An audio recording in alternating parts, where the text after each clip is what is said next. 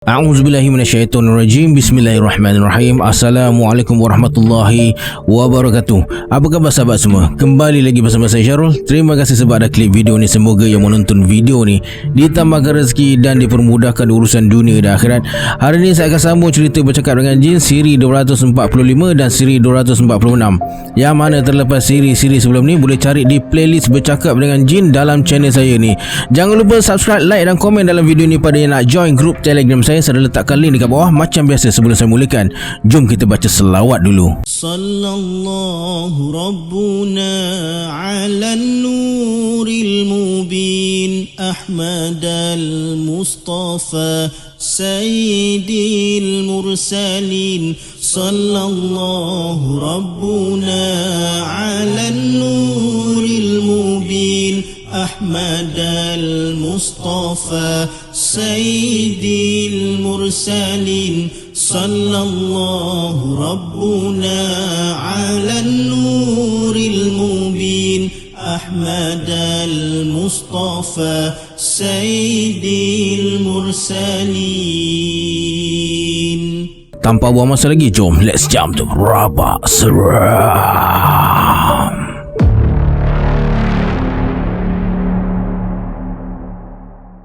Lepas tu Syekh Hamid tepuk tangan. Kuat bunyinya macam bunyi senapan kampung. Sebaik saja bunyi itu hilang, Syekh Hamid terus menjerit dengan kuat sambil berkata, "Aku maafkan kamu semua." Serentak ketiga-tiga lelaki tu berhenti, berdiri tegak renung ke arah satu arah macam patung. "Sekarang kamu bertiga boleh keluar dari sini. Kalau susah datang jumpa aku," kata Syekh Hamid. Ketiga-tiganya mengangguk. Masa mereka melangkah menuju ke arah lorong kecil yang menuju ke jalan raya, Datuk segera halang mereka. "Nanti jangan lepaskan mereka dulu," kata Datuk. Syekh Hamid tersentak dan segera menoleh ke arah Datuk. Ketiga-tiga lelaki tu terus berhenti melangkah. Kata Datuk, "Ada sesuatu yang belum selesai. Ilmu iblis ni banyak helahnya, banyak pula cabangnya. Kalau tak berhati-hati, habis semua masuk ke lubuknya. Dalam jahatnya terserlah kebaikan dan dalam kebaikannya tersimpan keburukan." Tamah dan pemandu mendekati Datuk dan Syekh Hamid. Kemudian Datuk tanya tiga orang lelaki tu sama ada semua ilmu hitam dan tangkar di badan sudah mereka tawarkan bisanya atau belum.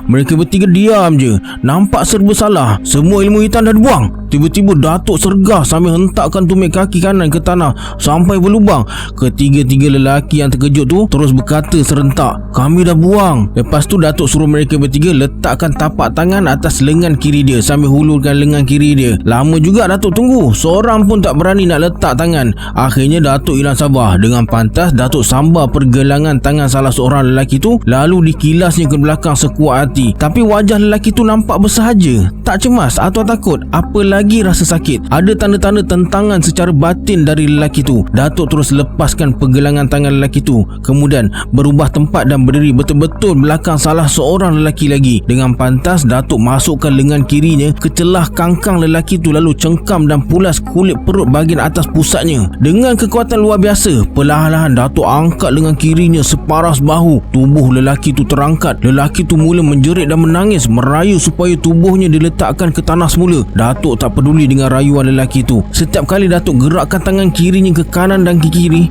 2-3 azimat atau tangkar dari teras kayu, tulang temulang dan batu-batu jatuh dari badan lelaki tu ke tanah. Bila Datuk yakin dah tak ada lagi tangkal atau azimat dekat tubuh lelaki tu, perlahan Datuk letak lelaki tu ke tanah semula. Sebaik saja tapak kaki lelaki tu sentuh tanah, tubuhnya jadi lembik dan terus rebah ke tanah dalam keadaan tertiarap. Baju yang lelaki tu pakai dekat bahagian belakang terbelah dua ikut kedudukan tulang belakangnya. Ada tanda melintang dekat bahagian atas punggung. Dekat kiri kanan bahunya ada tatu kala jengking tengah bertarung. Tak lama kemudian lelaki tu mula bergerak, menelentangkan tubuhnya menghadap langit malam. "Aduh sakitnya," kata lelaki tu sambil duduk. Lepas tu Datuk suruh lagi dua orang lelaki tu hulurkan tangan mereka. Salah seorang lelaki hulur tangannya. Datuk suruh genggam 4 jari dan tegakkan ibu jari kanan sambil tahan nafas. Bila lelaki tu dah buat apa yang Datuk suruh, Datuk tolak ibu jari kanan lelaki tu dengan ibu jari tangan kirinya. Tahan, jangan sampai ibu jari kanan kamu bergerak, kata Datuk. Sedaya upaya lelaki tu tahan. Lelaki tu mampu tahan. Kemudian Datuk angkat tangannya melepasi kepala. Tubuh lelaki tu pun terangkat juga. Dengan ibu jari kiri, Datuk julang tubuh lelaki tu, lalu dipusingkan berkali-kali dekat atas kepalanya. Masa tubuh lelaki tu dipusing, baju yang dipakainya terkoyak. Bermacam-macam tangkal bertaburan ke tanah. Kebanyakan tangkal tu dibuat dari tulang-tulang binatang. Ada juga beberapa jenis batu dalam berbagai bentuk. Lelaki tu terus memekik minta diletakkan atas tanah semula. Datuk terus letak atas tanah. Bila berada atas tanah, lelaki tu tak boleh berdiri, terus jatuh terduduk. Dia bercakap sesuatu tapi suaranya tak terkeluar. Mulutnya berbuih dan terus muntah. Lelaki tu kelihatan tak bermaya dan terus terbaring atas tanah. Datuk, kamu memang luar biasa orangnya Tama, kata si pemandu. Lepas tu Datuk suruh lelaki berdarah dahi tu tanggalkan semua tangkal dan azimat dekat badan dia. Bila tengok dua orang kawan dia dah jadi macam tu, lelaki berdarah dahi tu terus buka baju dan nak lucutkan seluar hitam yang dipakainya. Jangan, kata Datuk. Kenapa pula? Kamu tak ikhlas, masih nak berdalih. Kamu tak pakai seluar dalam, jangan nak berhelah lagi.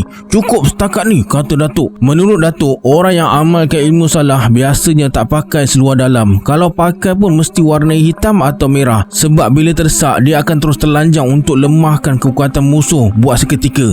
Kamu jangan nak mainkan aku, kata Datuk.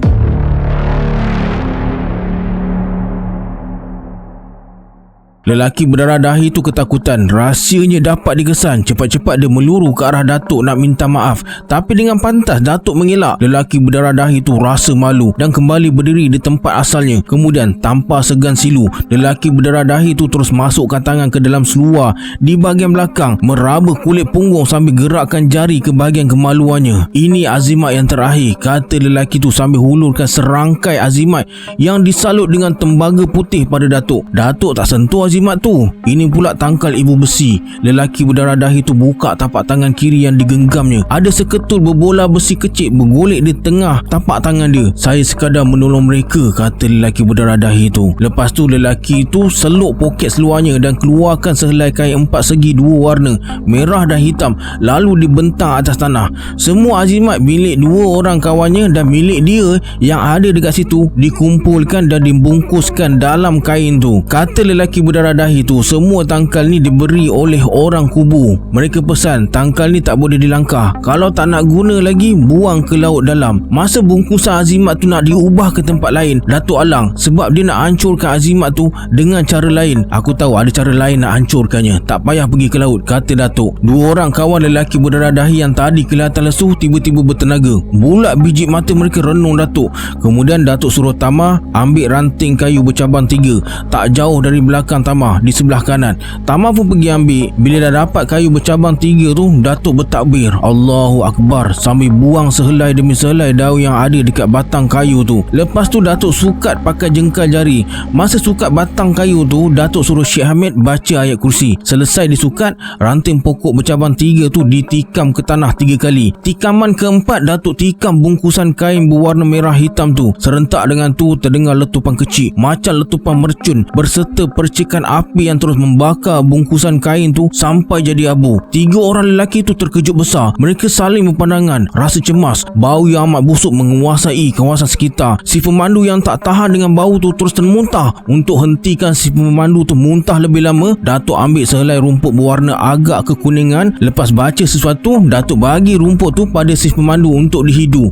3 kali sedut serta merta muntah berhenti. Muka yang tadi pucat lesi kembali segar. Bau apa yang busuk sangat ni? Tanya si pemandu dari bungkusan yang terbakar. Kamu nak tahu apa benda yang dibungkus dalam kain merah hitam tu? Tanya Datuk. Ya, saya nak tahu.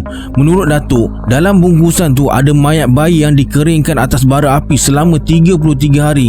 Kemudian dipuja sampai mayat bayi tu bergerak macam bernyawa. Masa tu dibuat ikrar antara orang yang minta azimat dengan bayi. Bila dah setuju, mayat bayi tu dipuja lagi sampai tak bergerak dan terus mengecil sebesar ibu jari orang dewasa. Kemudian dimasukkan dalam dalam lubang buluh gading, dibalut kain 7 warna, lalu dimasukkan dalam tabung tembaga putih dan digunakan sebagai azimat. Macam mana dengan mereka? Nak serah pada polis atau dibiarkan dekat situ? Kalau tak jadi halangan, biar saya yang hukum mereka, kata Datuk. Tolong kami, jangan biarkan lelaki ni hukum kami. Ilmunya lebih tinggi dari guru kami. Tolong beritahu dia, jangan turunkan kutukan pada kami, kata salah seorang lelaki tu pada Syekh Ahmed. Syekh Ahmed berdiri peluk tubuh, matanya renung ke langit malam. Tiba-tiba Syekh Ahmed meluru ke arah 3 orang lelaki tu dan peluk mereka. Tak pernah dibuat perangai macam tu dengan aku, kata si pemandu.